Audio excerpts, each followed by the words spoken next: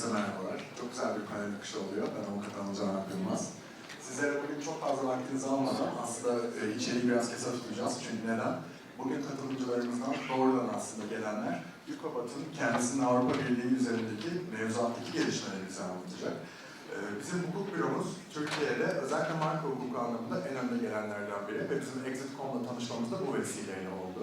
Çünkü biz bugün bütün gün boyunca aslında orijinal ürünlerin imhası üzerine bir konuşma yapıyoruz ve bunların geri dönüşümü tekrar kullanılabilirliği üzerine konuşuyoruz. Fakat bildiğiniz üzere sahte olan ürünlerin, yani yasaya aykırı olarak üretilmiş ve üzerinde marka içeren ürünlerin de imhasında yine aynı şekilde bir geri dönüşüm fırsatının da olduğu Türkiye'nin çok dikkatini çeken bir şey değil. Bu anlamda bizim hukuk büromuz dünya çapında marka koruması anlamında ünlü olan REACT dediğimiz sivil toplum örgütüyle beraber çalışıyor ve bu kapsamda REACT Türkiye ile devamlı işbirliği gerçekleştiriyor. Biz bugün bol bol aslında batarya imhası konuştuk fakat Türk kapsamında konuştuğumuzda bizim mevzuatımız son derece kısıtlı. Dolayısıyla aslında biraz içeriği daha iyi aktarabilmek adına, now without further ado, I would like to present Mr. Eric Reuters from UKABAT as a General Secretary to talk about the new regulation that's coming into force, that's already in the force with the new deadlines.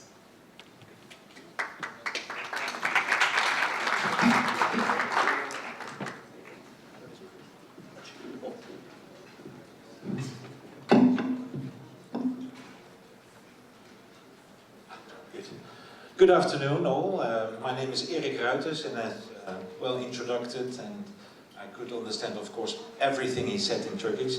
Sorry for that, I forgot my mic, my headphone. Thank you again also for the invitation. It's a very interesting day on this battery day, a lot of discussions and panels talking about the new future, the changes we will have all. Not only in the EU, but it will also be affecting you in Turkey as well, with the good business relations we all have. And the regulation will have changes in that matter. But I'm representing Eucobat, and Eucobat is the European Association for Collection of Waste Batteries. We have 28 members at the moment, working in all battery categories, under the directive of 2006, meaning portable batteries, industrial batteries mainly, and we are actually in 21 countries. But with the regulation now coming up and actually be very soon in applying, then more and more compliance schemes are calling us to support us in the European region. Just a few things about Eucobat. We're now 11 years old. So founded in 2012, we are non-profit organizations because the compliance schemes in Europe are non-profit organizations. And actually we are representing approximately 60% of all the collected waste batteries in Europe. Of course we have also our corporate responsibility, although all the collection schemes are having their own business models, so there are variations, because some are doing only portable, some are doing only industrial or part of the battery compliance. But what we all ensure is actually that we will have a good collection system and we want to collect all the waste batteries on that part. But the battery regulation. There's already a lot of talk about the battery regulations and many of the speakers earlier today mentioned a lot of different topics on the battery regulation. What we would like to do, and together with Elena, one of our board directors, we want to give you our perspective and view on the battery regulation from a European side. Because obviously the discussions earlier today were more from the Turkish perspective. But it's good to see in how we are now today talking and working with our governments and also trying to implement the whole regulation.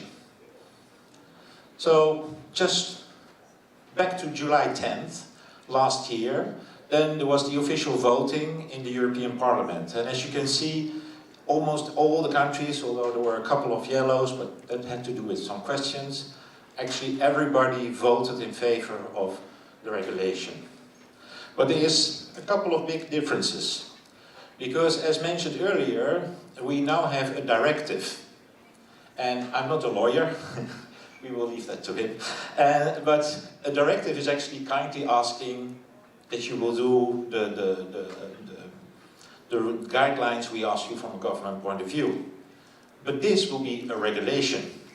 And a regulation in Europe means that all 26 member states will have the same regulation at the same time.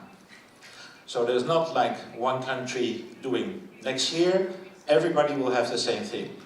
That also means for you, when you have business to the EU, this counts for all the EU member states, everything. It is also applying all batteries. The current directive is actually mainly looking to the portable section and less to the industrial. This will be having all batteries, but I'll come up that shortly. And then as mentioned earlier, the directive is now actually only focusing on end of life. Like how do we get the batteries from the market and how will we recycle them as soon as possible. The regulation now, the new battery regulation, is the full circle.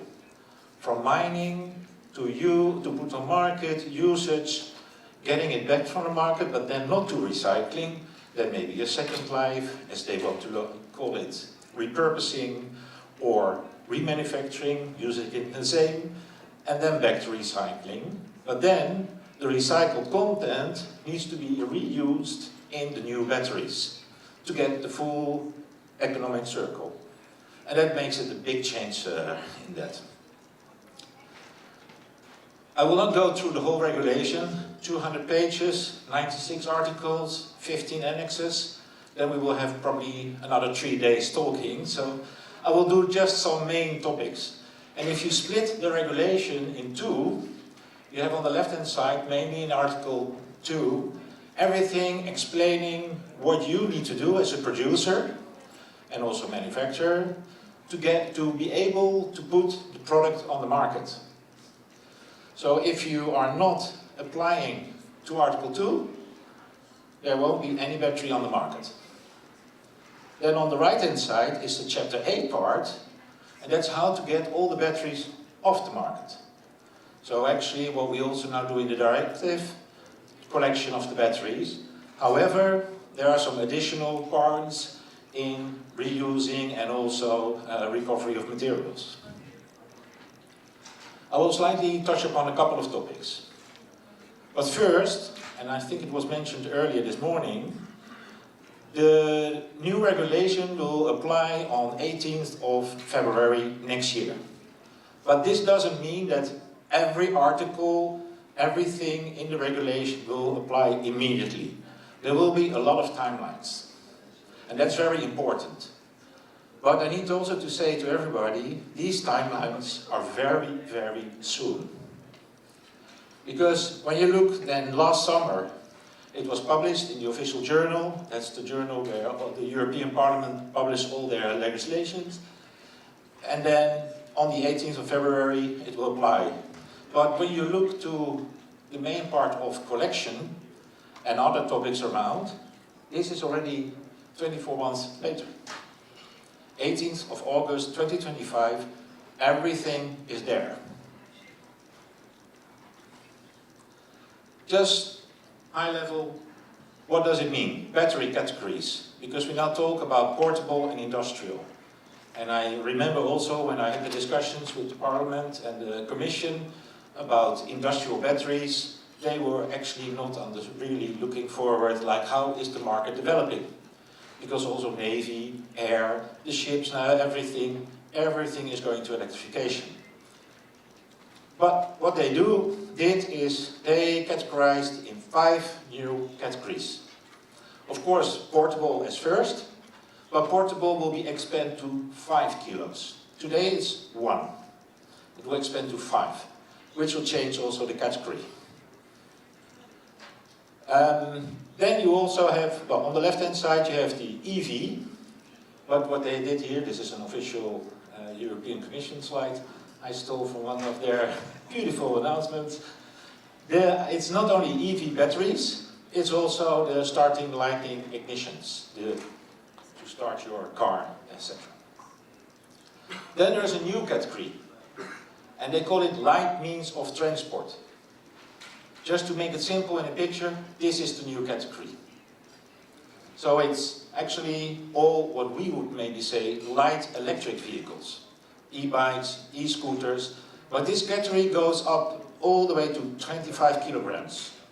I don't know if you're familiar with the L categories, but it's the L category up to 25 kilograms. L category is for licensed electric vehicles. And then, of course, the industrial. With the industrial batteries, they have a split in the category, because, as our previous speaker spoke about storage, also the storage batteries are having a slightly different approach in the regulation.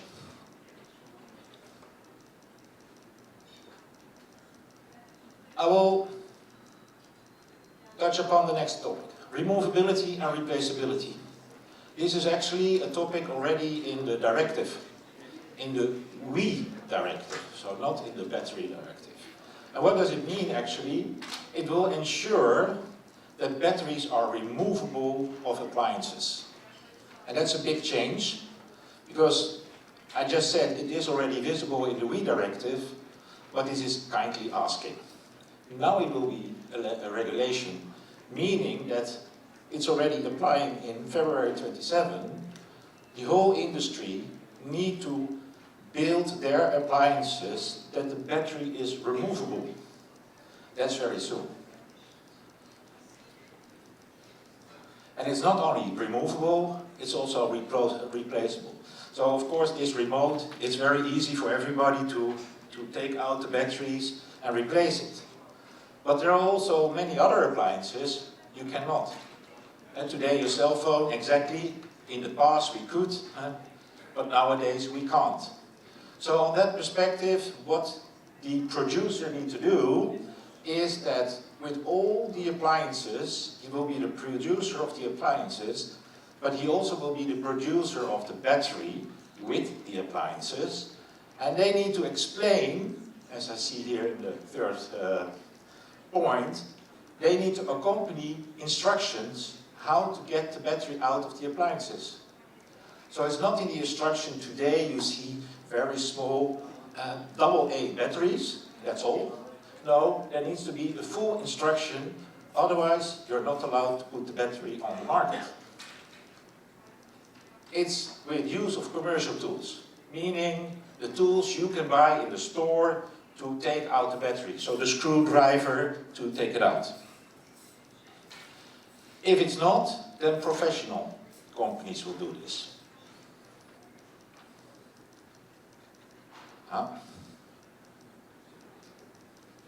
The battery is out. Good timing. How to get it out and change it. It's all part of the act, sorry.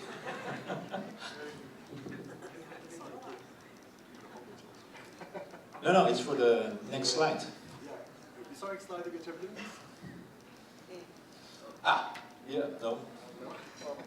Oh, there it is. Yep.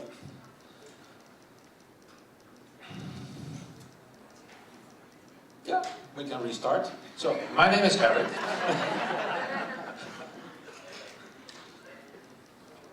Slide 17.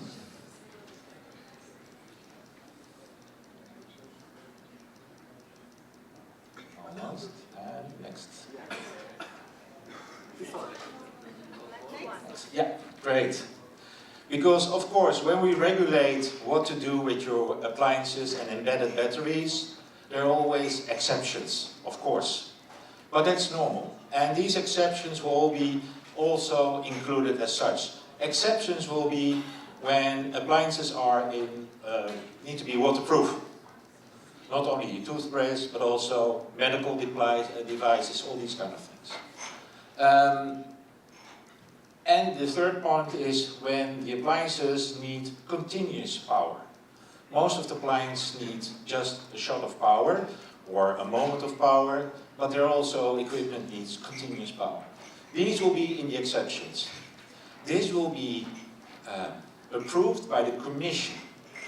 So it's not the producer or the manufacturer who says, we're one of the excuses and exceptions? No, it's the Commission who will make a list of that.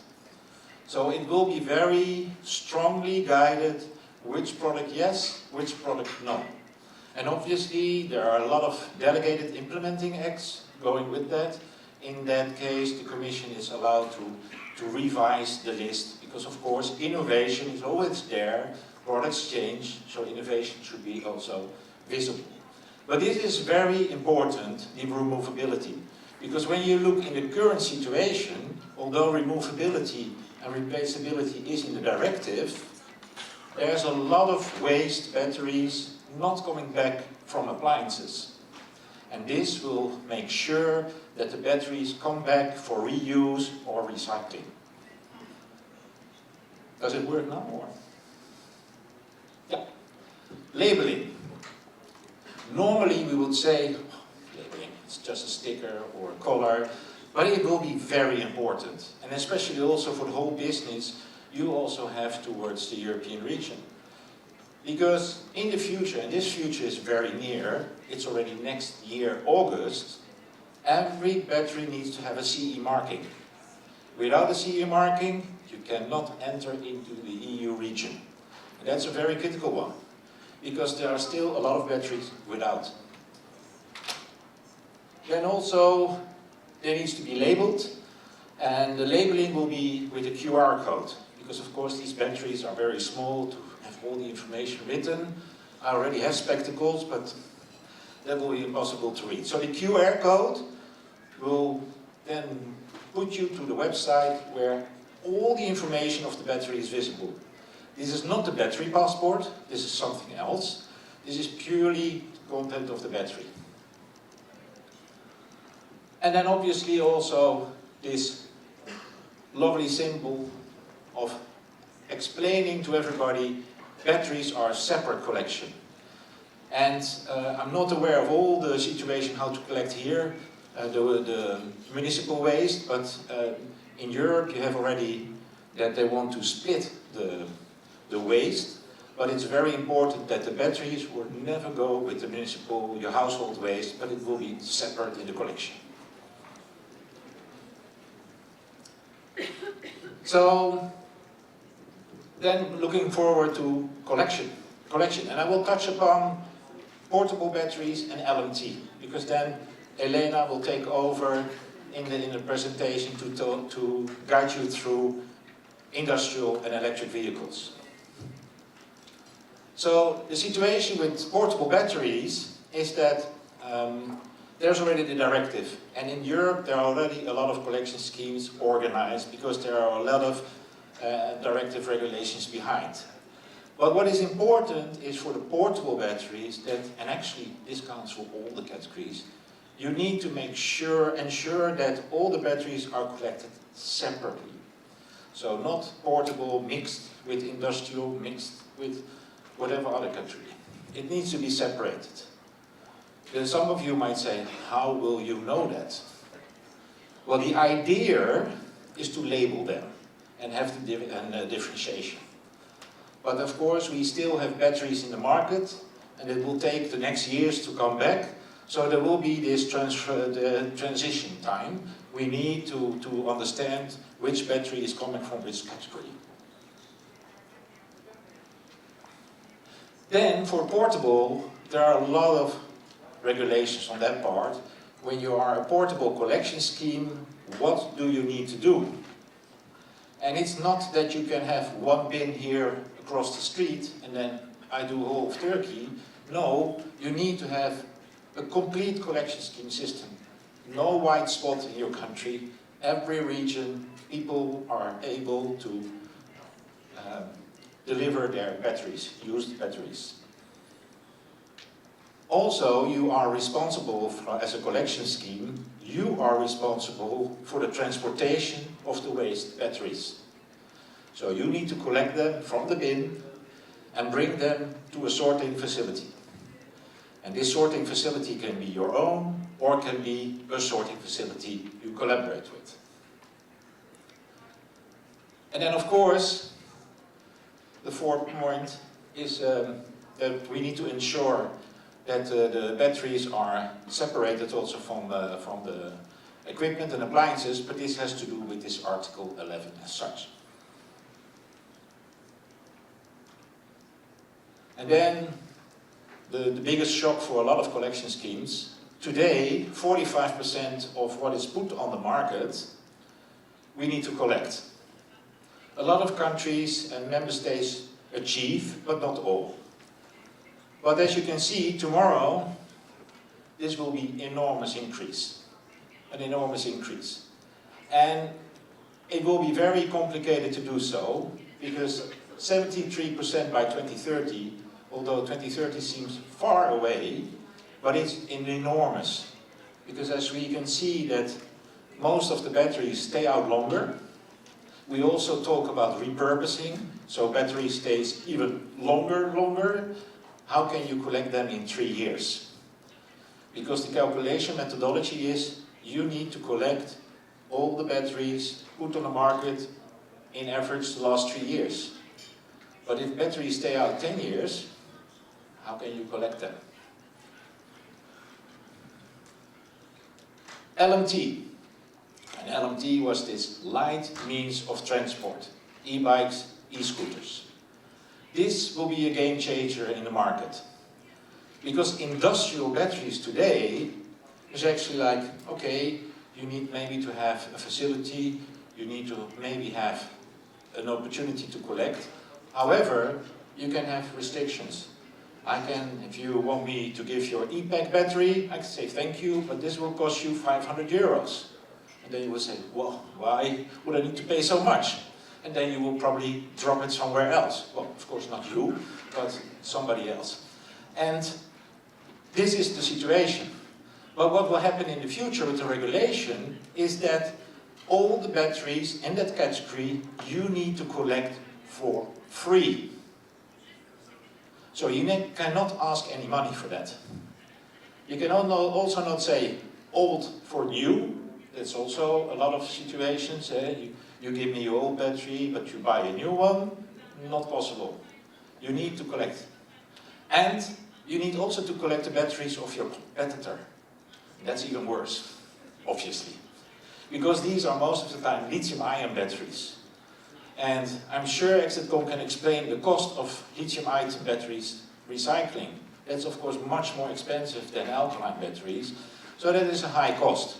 So this will change the system. Because that means you need to have an upfront payment to be able to set up a collection scheme, to be able to transport the batteries, and to be able to recycle them. And this is not only for LMT. This will be also for industrial batteries. All industrial batteries. This will be for all EV batteries.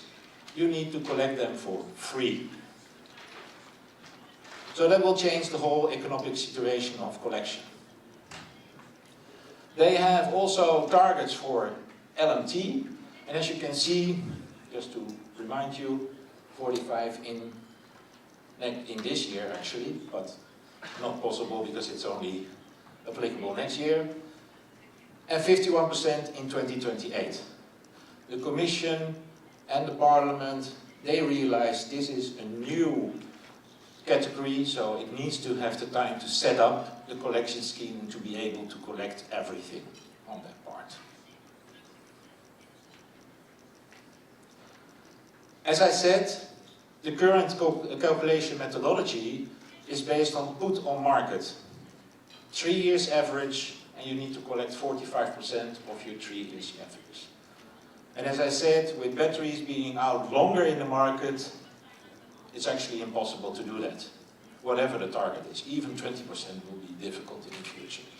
So what now is happening with the Commission and GRC, and GRC is the Joint Research Center of the Commission. They are supporting them with all the delegated and implementing acts on research. They will come with a new methodology, and this methodology is available for collection. A very beautiful name, but it means actually that they will calculate based on the battery technology, how long it will stay out in the market, and when they might be able to come back for recycling or come back for repurposing. So that will give a total different view and hopefully also much better situations in success rate of the collection rates. That's part one. Now we'll give you Elena Gaspar, one of our members of the board, and she will go with part two.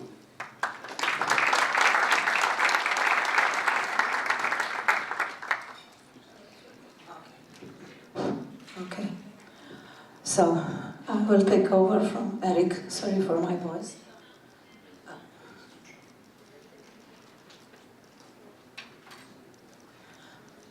But it's not from a call, but from the dog training. First, I have a question to the technical guys. Have you managed to put sound to my presentation? To connect the sound? Okay. So, I will take over from Eric, and my part, it's even difficult because from this morning we heard a lot about battery passport, industrial batteries and EV batteries. And actually, I will start with something else. I'm coming from Southeastern Europe, and you know, we share a lot of common values with Turkey. We are from the Balkan part of Europe, so we understand each other in very many areas. And for me, actually, being here at the battery conference, and I really want to congratulate the guys from Exitcom that they did that. It's, you know, like the dream come true. Every girl wants to be a princess in a fairy tale. Now, we are speaking about Cinderella. Actually, 5 years ago, batteries were very much linked with e-waste. E-waste and batteries. Then, the Commission came with the new regulation, and that was actually the first game changer, because we were actually the guinea pigs of the European Commission with that regulation. And we have to be aware of that, because all the good things and all the mistakes will be repeated in the new regulation or directive for e-waste. So, look at us, look at you, we are actually guinea pigs, or Cinderella, as you would like to look at us. I prefer Cinderella, you know. So, okay, I'm not used to have very calm presentations, so you will see. So, first of all, I would like to present myself. Okay, I'm, beside being a member of the board of directors of Eucobat, I'm also the president of SNRB. SNRB is one of the APR organization in Romania. Actually, now we are the first on the Romanian market, and we cover all type of batteries. We were founded in 2010, and now we have over 820 members in Romania, and they put on the market in the last 3 years over 20,000 tons of batteries. That means all the type of batteries, that means portables, car batteries and industrial. But you know, in industrial we have also the EV. And we cover 70, or I think it's a little bit more than 75% of the car and industrial market.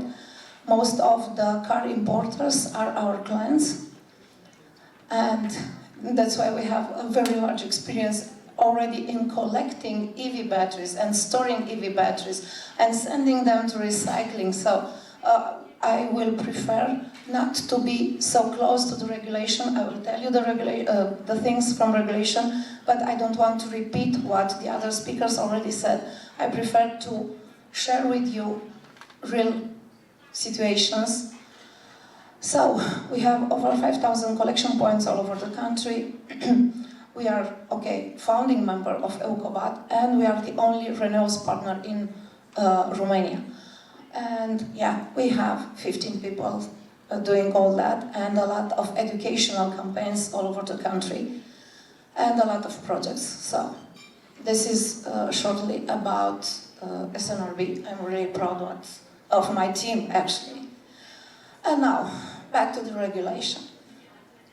We are in that point when we said, okay, we have a regulation, everything will go smoothly.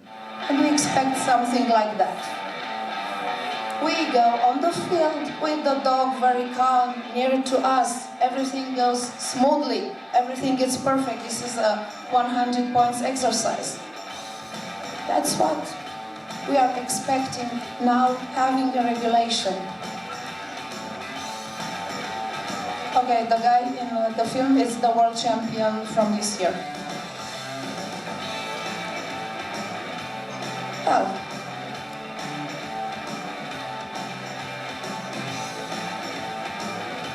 but are you sure that the things will go so smoothly? Are you sure that with all the training, with all the preparation, with all the teams in place, everything will go smoothly? Actually, if we don't pay attention to the regulation, if we don't pay attention to the small things, and if we don't try to work together, we can have something like that. And that is from 2017. I will speak a little bit about that. Because each and one of us is part of the industry. We all speak about circular economy, but we all forget that you cannot be individual in the circular economy. Actually, a 10-year-old boy told me at an event that we had that the circular economy is the moment when the line becomes a circle. And that means that circular economy means we have to work together, because otherwise the dog will steal the leaf. So that's not normal, and that was the fault of someone else. You train, you prepare yourself, you invest in technology, and someone else is losing the start. That's why I put that, because I was sure that after lunch everybody will be like this. So I love dogs, and from dog training you learn, first of all, leadership, and you learn a lot of things. You learn how to communicate when the other one cannot speak with you. So now go back to the bumpy road of batteries. So Eric already told you about those two categories, and I will take over with some definitions, because the new regulation improved, first of all, the definition of industrial battery category, and it's this time very good put on the regulation, because at this moment, before the regulation is into force, we have the car producers are reporting the EV batteries in the category of industrial batteries. It's like that, yeah. Now we have a clear definition, and we have a clear separation between them. And this is very important to know. And then we have also a very good definition for the EV, according to the EU. And this is also very, very important for us. So we have to take that into consideration. It doesn't matter if we are in the European Union or not. Those are the definitions that everybody has to follow and to act and produce accordingly. You know, when I started this job, I met one of the many mayors of Bucharest. And that guy told me, hey, lady, garbage means money. And if you look, your mayor today in the first panel said, we have to stop thinking on batteries as garbage. But in the end, they are waste. So, but waste is also money. And if someone don't want to understand the new regulation, it's easy to say, follow the money.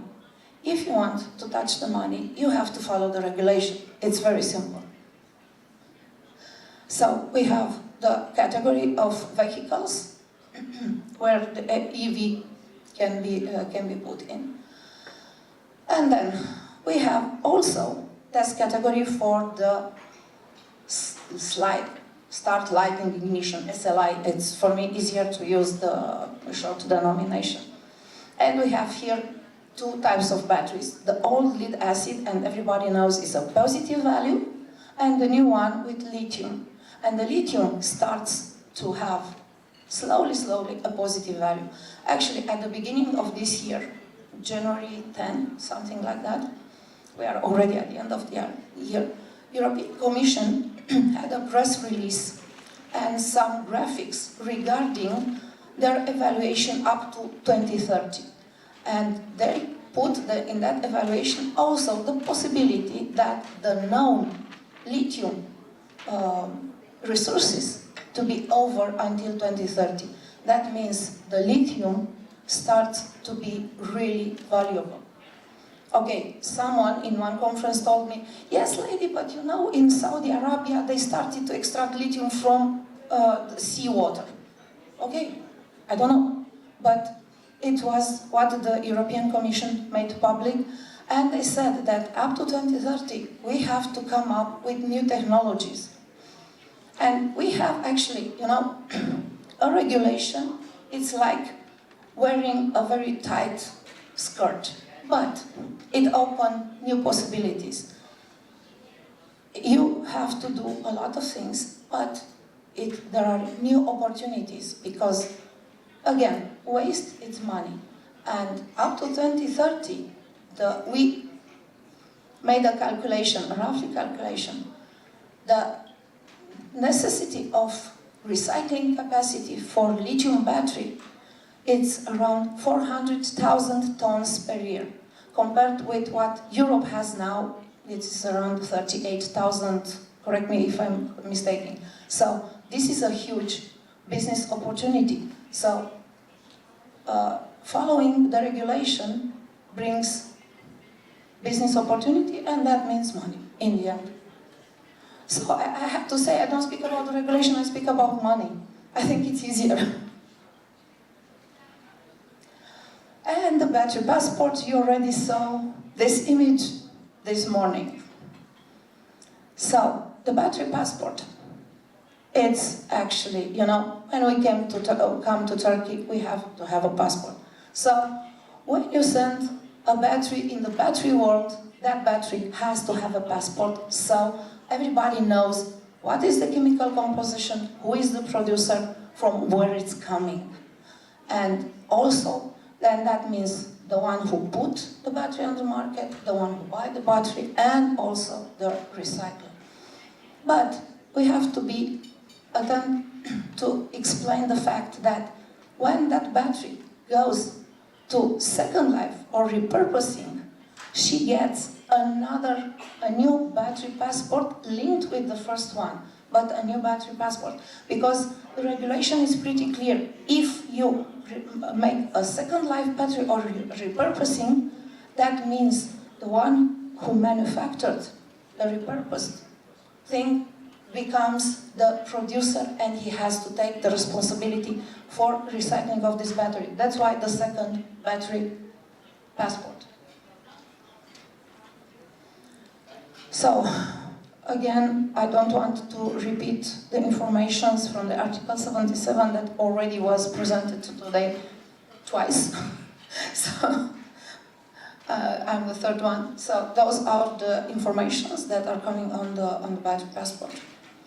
And then we have to make the distinction between remanufacturing and repurposing, because here everybody makes a confusion. Actually, repurposing extends the life of the battery. That means the battery doesn't go back to the recycler after 8 years, but it stays longer on the market. That means for the recycler, in the first moment, it's, okay, I lose money. But if the recycler makes beside the recycling plant a repurposing or a repurposing site, it can get more money. It's actually another way. And that helps us actually reducing the carbon footprint with repurposing, because with recycling, the carbon footprint of a battery or of an electric car is pretty huge. Oh, I know, some people do not agree with me. So, we have like this. We have a car with an amount of 8 years. But with a second life, with repurposing, you can add 5 to 10 years to that battery. That means that battery is produced, that battery can be used, and that battery don't produce carbon footprint, extra carbon footprint. And this is actually the circular economy in the end. We use it. And collection of batteries. In the new regulation, there is a very tricky phrase. That means we have to ensure that we take back all waste batteries. That means 100% collection. This is the tricky phrase from the regulation. And then it comes the question, 100% from all the cars put on market, 100% from all the batteries available for collection. And then we go back to the calculation. But this is a very tricky phrase because the European Commission wants to have back all the batteries from the EV and industrial. This is the most important thing. And of course, free of charge. This is very difficult because until now there were two types of organization. One with pay as you sell, that means and put on market, and the others on pay as you collect. Now everybody will have to move on pay as you sell. So the producer has to finance the system, and it doesn't matter if the battery comes back to recycling in 5, 7, 8 or 10 years. He has to finance that from the very beginning. So, this is also very, very interesting because we have to collect everything separately. That means for the organizations a large investment in separate collection containers, because these times there are not small collection bins, there are big collection containers, because you have to ensure also the security of those collections. You cannot collect them, I don't know, in a Dacia pickup or in a caddy together with the dog cages, put there the battery. No, we have to have separately containers. This is actually an investment that we already made 2 years ago for our clients, because you cannot send to a big car importer something else than something safe. They have to be sure that you collect that safely and it doesn't explode on the road. Because there is also a thing about second life that nobody is saying.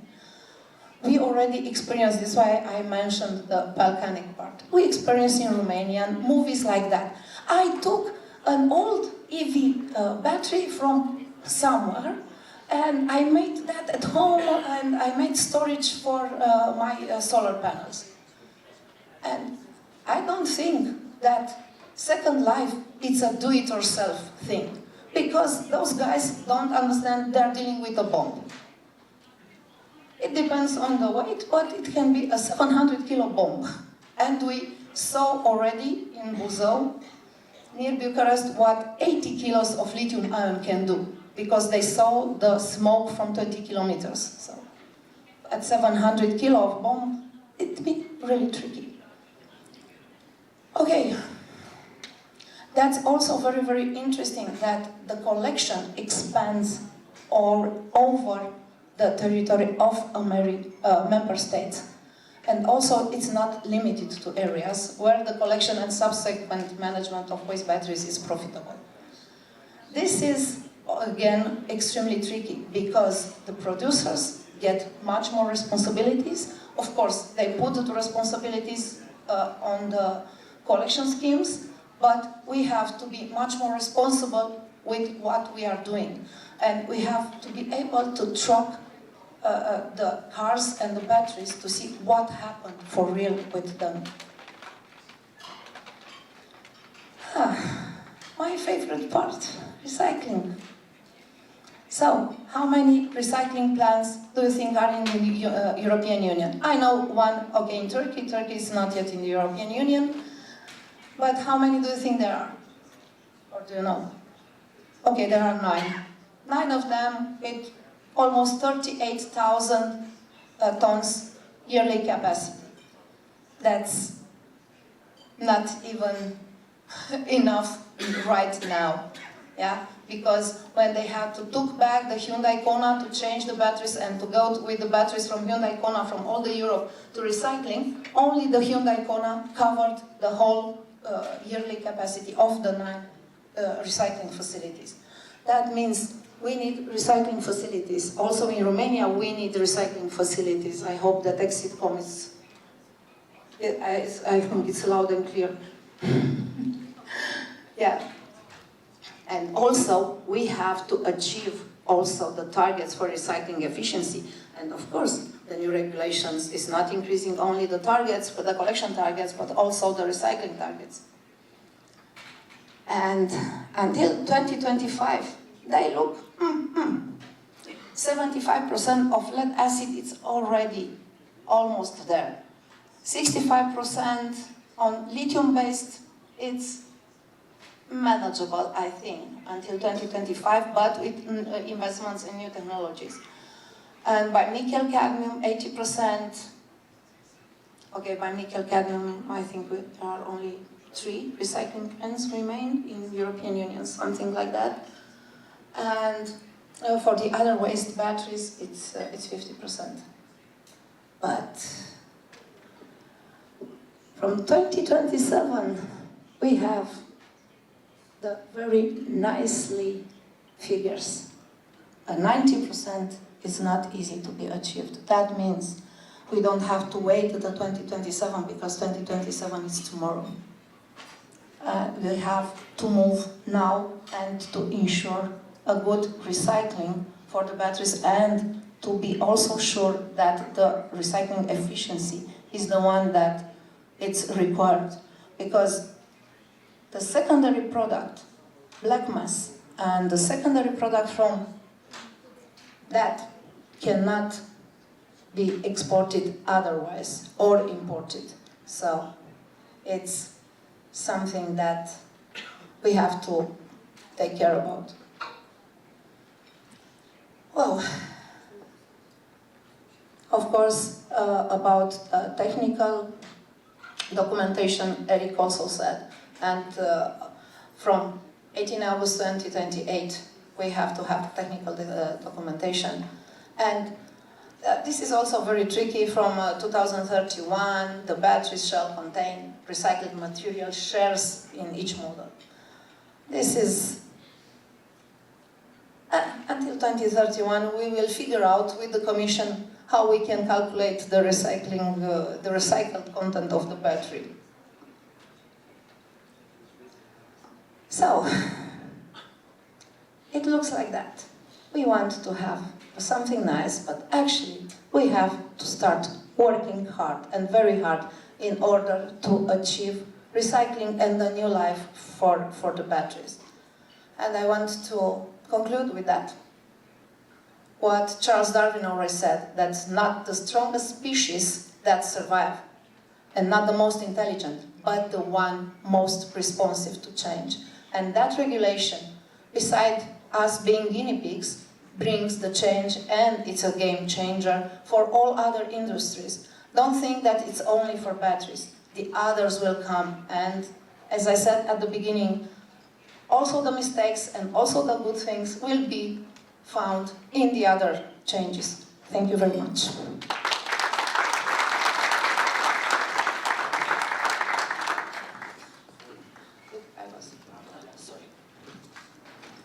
Dün geceden beri aslında ilgili slaytlar üzerine uzun uzun konuşuyoruz. Dolayısıyla sizlerin dinleyebilmenizi sabırsızlıkla bekliyordum. En önemli şeylerden bir tanesi, biz Türklerin daha iyi anlayabilmesi adına bu yürürlüğe giren düzenleme bir regülasyon. Türkçe'de biz buna tüzük diyoruz.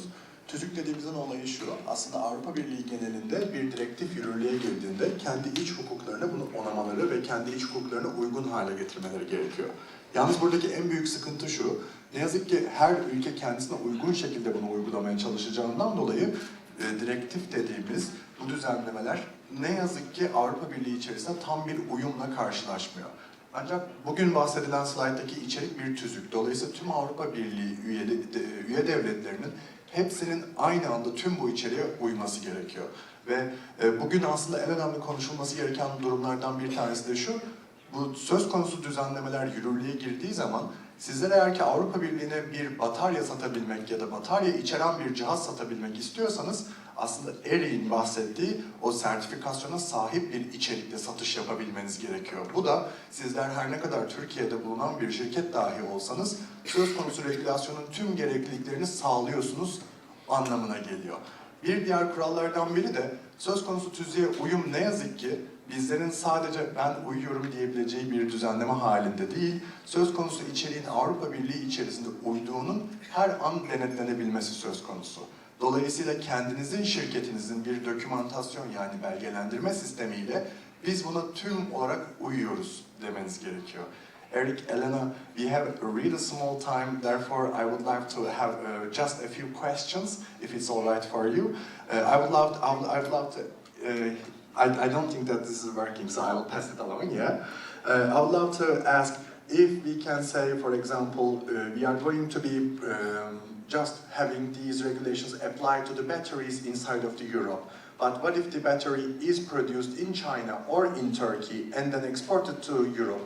Would those batteries would be required to comply with the regulation too? Well, the short answer is a no, yeah. Yeah, I think they had to comply because it's actually what this regulation tried to improve the life cycle, to improve the traceability. And if they don't comply, you don't have the traceability. So they have to comply.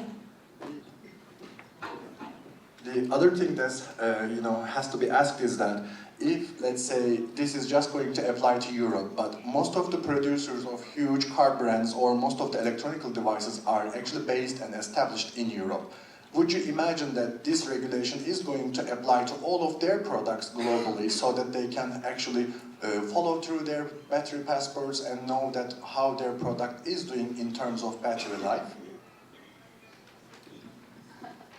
Well, in my opinion, the big producers, they will not apply separate standards, one for European Union, the other one for the rest of the world. They will apply the same standards, so of course they will like to see that. And I think that the future is that everybody can see what happened with a battery or with a car all over the world, not only piece by piece, because this is actually the good part of globalization. So, I would actually ask participants to ask some questions, but we are way over time. If you have the time to stay for the coffee breaks, they can ask their questions. Eğer ki vaktiniz olursa sorularınızı kendilerine kahve molasında iletebilirseniz çok mutlu oluruz. Bu kapsamda da ben aslında İlker Beylere de bir soru sorabilmek isterim. Şimdi, yeah, maybe if we have the time, I will look at Mrs. Esra and ask if we have the time for one maybe. Ama bu sürede İlker Bey hemen hızla... Tamamdır. Alright. Bu sürede İlker Bey'e de şöyle bir soru sordum. En son batarya pasaportundan bahsettik ve batarya pasaportunun en büyük amacı aslında kural olarak söz konusu bataryaların takip edilebilirliği. Ve bu takip edilebilirliğin özellikle Avrupa Birliği'nin dışa olan bağımlılığını azaltması ve benzeri konularda Türkiye için ne kadar gerekli olabileceğini ya da bu batarya pasaportu hakkındaki görüşlerinizi bizlerle paylaşabilirseniz çok sevinirim. Evet, öncelikle Pilder adına ben buradayım. Pilder bu sene kuruldu. Üyelerimiz arasında Aspilsan, Pomega, Rip Battery gibi üretici, Türkiye'de batarya hücresi dahil üretecek ve yanı sıra da özellikle enerji depolama sistemleri konusunda çalışacak firmalar var. Herkes planını tabii Türkiye için yapmıyor. Özellikle en büyük pazarımız olan Avrupa'ya da bu ürünleri vermek için planlıyoruz. Dolayısıyla da Avrupa Birliği'nin bu yeni tüzüğüyle birlikte bizim de uymamız gereken bir sürü şey çıktı. Kaldı ki biz daha Türkiye'de UNE 38.3 sertifikalı bir hani batarya paketini yapınca Avrupa'ya ihraç edecek, onu transport edecek bir sertifikalı, akredite bir kuruluşa bile yeni sahip olmaya başlayacağız. Dolayısıyla Türkiye batarya üreticilerinin yapması gereken çok şey vardı. Bunlar işin çıtasını daha da yukarı yükseltti. Şimdi batarya pasaportu veya traceability dediğimizde demin hanımefendinin de söylediği repurposing ve reusing işin içine giriyor ve orada biraz böyle ikinci bir pasaportlar falan gelmeye başlıyor. Şimdi ham madde içinde ne olduğu, kimin ürettiği falan onlar kolay. Yani sonuçta bir etiket basacaksınız. O da gidecek internetteki bir veri tabanından görmek istiyorsunuz, göreceksiniz. Şu anda herhangi bir yumurtaya veya tavuğa Türkiye'de etiketini okutursanız zaten tavuğun kimin ürettiği, nereden geldiği, hangi arabayla taşındığını görüyor. Yani burada büyük bir acayip bir teknoloji sıçraması diye bir şey yok. Sonuçta sadece güzel bir kare kod ve bir veri tabanı olması gerekiyor ve geçtiği her aşamada da bu veri tabanına işlenmesi gerekiyor. Burada önemli konulardan bir tanesi demin hanımefendinin de söylediği gibi repurposing ve reusing. Yani reusing de bir arabadan söktüğünüz bataryayı götürüp ISS'te kullanıyorum dediğinizde tabii evinizde yapmayın ama bunu yapacak firmanın da başı belada. Çünkü o arabanın başına neler geldiğini kimse bilmiyor. Bakın life cycle diyoruz. Kendi hayatınızı düşünün. Başınıza neler geldi şimdiye kadar ve şimdi siz böyle oldunuz. Ne acılar, ne yaralar çektiniz, ne sevinçler çektiniz. Ama dışarıdan bakınca ben hiçbirini görmüyorum. Dolayısıyla bir bataryayı alıp reuse edecek adamın da bunları biliyor olması lazım. Yoksa bakınca çok yakışıklı bir batarya Mercedes'ten çıkmış gelmiş, ben onu kullanacağım. Hayır, böyle bir hayat yok. Dolayısıyla işin sadece etiketlen bir veri tabanına izlenmesi yetmeyecek. Bu insanlara bu bataryanın kaç kere cycle olduğu, toplam kaç megawatt saat enerji üzerinden geçtiği, ne ısılarda çalışıp ne streslere maruz kaldığı bilgisi de önemli. Aksi takdirde oturup hepsine tek tek test yapmaya çalıştığınız karbon ayak izinizi daha da arttırıyorsunuz. 80 kWh saatlik bir bataryayı bir kere cycle etseniz test için hani 80 kWh saat var mı diye yaktınız 80 kWh saat. İşte buyurun size karbon ayak izi. Dolayısıyla burada gelecek olan bataryanın elektronik olarak da historisinin tutulacağı sistemler olması gerekiyor. Bu da benim biraz çalışma alanım, batarya yönetim sistemleri. Batarya yönetim sistemleri sadece anlık bataryayı korumakla görevli olmayacak bu gidişle. Historisini de tutacak. Çünkü oradan okuyup reuse edebilmek için bu mu uygun, öbürü mü uygun, ben bunu daha ne kadar kullanırımı anlamanın başka yolu yok. Yani artısı eksisi bir tane de CAN portu olan bir kutudan bahsediyorsunuz. İçinde neler döndüğünden haberiniz yok. Açıp bakamazsınız da. Her tarafı puntolu, her tarafı kapalı. İçini açıp parçalayıp iyiymiş deyip bir daha kapatabilme şansınız da yok çoğu. Dolayısıyla bataryanın reuse'u ciddi şekilde elektronik olarak datasının loglanmış olmasını gerektirecek zaman içinde ki reuse edenler doğru yerde kullansınlar. Aksi takdirde dediğim gibi bir kapasite testi yapmak bile karbon ayak izini arttırmak demektir. Bu bağlamda batarya pasaportu uygulamasının özellikle Avrupa Birliği'nin dünyayı öne ayak alması açısından çok değerli buluyorum. Zaten Avrupalılar her zaman bu tür konularda daha gezegeni göz önüne alan bir yapıda duruyorlar. Tabii ki Çin'i durdurmak için de biraz yapıyor olabilirler. Çıtayı yükseltiyorlar ki öyle herkes gelip Avrupa'ya mal satmasın. En azından biraz zorlansınlar. Evet, Çin de bu konuda çalışmalar yaptı. Karbon ayak izi konusunun traceability'sini çok takmadılar ama kim üretti, kim yaptı, nerede üretildi, nereye gitti gibi onlar da bir pasaporta benzer bir çalışma yapıyorlar şu anda. Ve onu da muhtemelen Avrupa'ya uydurmaya çalışacaklar. Çünkü Avrupa onlar için büyük bir pazar, önemli bir pazar. Dolayısıyla da Türkiye için de büyük bir pazar. Yani bir şekilde gerek Uzak Doğu'nun, gerek Türkiye'nin ve gerek Avrupa'ya ürün satmak isteyen herkesin 2030'a kadar bayağı işi var. Evet, yeni bir pazar doğdu. Recyclingçilere gün doğdu. Eskiden çünkü feasible değil diye kimse yatırım yapmıyordu. Şimdi kural kanun konuldu. Eliniz mahkum, yapacaksınız. Başka yolunuz yok. Başka türlü bir şey yapamayacağız. Önemli bir konuydu ve efendinin söylediği artık ürünleri bataryası çıkarılabilir tasarlamak zorunda kalacağız. Bu da otomatikman batarya işi olmayanların da artık bununla ilgili düşünmesi gerekmesini getiriyor. Yani öyle içinde bir batarya var ama öyle elleyemezsiniz, dokunamazsınız diyemeyeceğiz. Bu otomatikman bütün içinde batarya olan ürün üreten herkesi ciddi şekilde yeniden yapmaya yöneltiyor. Ya da Avrupa'ya satmayacağız, gideceğiz Hindistan'a satacağız, kimse bir şey sormuyor diye. O da olacak bu arada, yani hani bu kadar çıtayı yükseltirse ama sizle mi uğraşacağım, ya ben gider Hindistan'a satarım da dedirtir. Bu durumda Avrupa bir süre sonra yani bunun ayarını kaçırırsa kendi kendine üretip pahalıya ürün satmak zorunda kalacak. Çünkü rekabet kalmayacak. Yani sizle uğraşamam, ben daha büyük 1 milyarlık Hindistan var, adamlar hiçbir şey sormuyorlar. Ne getirsen de alıyorlar diyebilirler. Dolayısıyla orada ince bir denge var. Çok fazla kantarın topuzunu kaçırmadan dünyanın sadece Avrupa'dan ibaret olmadığını bilerek kuralları uygulamak gerekiyor. Aksi takdirde dediğim gibi o bolluğun içinde birden diş fırçasının şeyini bulamayacak hale getirebilir olay insanı. Veya aşırı pahalıya bir diş fırçası, pilli diş fırçası kullanıyor hale veya araba kullanıyor hale gelebilir Avrupalı. Bu da temel olarak enflasyonlarını arttırır, tedarik zincirlerini zorlaştırır. Bütün bunlar çok ince tasarlanıp gitmesi gerekiyor. Bu kural oldukça kuvvetli bir kural. Direktif, yani tüzük seviyesinde bir şey olduğu için de öyle kıvıracak, kaçacak, işte biz işte Doğu Avrupa'dayız, biz daha fakiriz veya işte Almanya uygulasın sonra biz yapalım da diyecek durumları yok. Bu da otomatikman Avrupa Birliği'ni izleyen taraf olarak Türkiye'nin belli bir şeyle uyması gerekecek bir konu. Biz de kaçamayız. Sonuçta biz Avrupalı olduğumuzu iddia ediyoruz ve oraya yaklaşmaya çalışıyoruz. Dolayısıyla da Türkiye'de endüstriyi de, pil kullanan endüstriyi de, üreten endüstriyi de ciddi şekilde ilgilendiren konular olacak. Demin söylediğim gibi batarya pasaportunun özellikle reuse ve repurposing kısmı konuların içinde atlanmış olabilir. Ben sabahleyin yoktum ama yani işin içinde bir log tutma, bu bataryanın hayatında neler geçtiğinin seceresinin tutulması. Çünkü o IoT ile falan olacak iş değil. O kadar datayı gönderemezsiniz burada.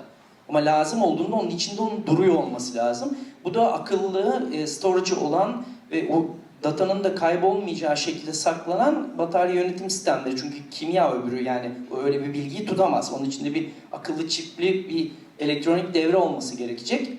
Bunlar da zaman içinde gündeme gelecek. Biz tasarımcılar olarak şimdiden bunu düşünmeye başlamamız gerekiyor. Çok teşekkür ederim. Sağ olun.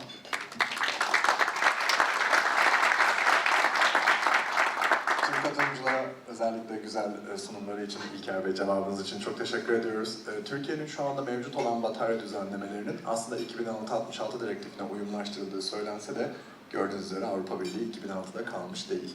Dolayısıyla bizlerin gelecekteki yapacağımız düzenlemelerin İlker Bey'in söylediği gibi Avrupa dışı bir pazara yönelmek mi olacağı, ki diğer pazarların da Avrupa'ya yönelmek için kendi iç hukuklarını değiştireceklerini beklemek çok yanlış bir beklenti olmayacaktır. Ya da bizlerin hızlı bir şekilde yol mu alacağımızı daha net çizmemiz gerekecektir dolayısıyla. Ve bu kapsamda sabahki oturumlarda da söylenen bir görüşe de katılmadığım küçük bir şey de eklemek isterim.